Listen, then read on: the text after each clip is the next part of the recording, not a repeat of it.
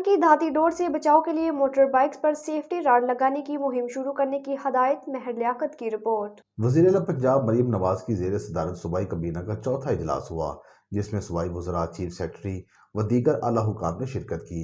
اجلاس کے دوران پتنگ بازی کے باعث قیمتی انسانی جانوں کے ضیاع پر افسوس کا اظہار کرتے ہوئے وزیر اعلیٰ پنجاب مریم نواز کا کہنا تھا کہ پتنگ کی دھاتی تار سے بچاؤ کے لیے بائیک پر سیفٹی گارڈ لگانے کی باقاعدہ مہم شروع کی جائے۔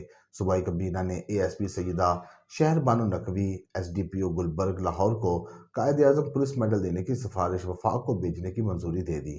صوبائی کابینہ نے مسیحی ملازمین کے لیے ایسٹر کو چھٹی کی تجویز پر بھی اتفاق کر لیا۔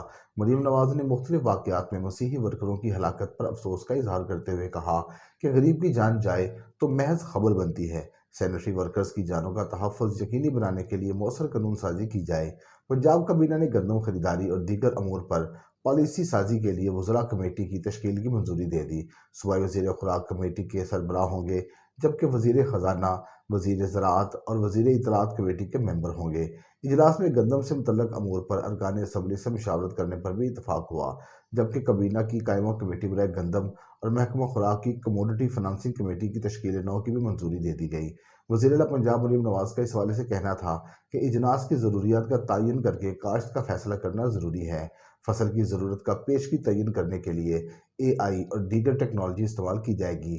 وزیر اعلیٰ پنجاب نے کہا کہ اچھا کام کرنے والے پولیس افسروں کی حوصلہ افزائی ضروری امر ہے۔ پنجاب کابینہ نے dealer vehicle registration system, excise taxation اور نارکوٹکس کنٹرول ڈپارٹمنٹ کے ملازمین کے کنٹریکٹ میں توسیع کی بھی منظوری دی۔ وزیر اعلیٰ پنجاب نے جامع کنٹریکٹ پالیسی تیار کرنے کی ہدایت کر دی۔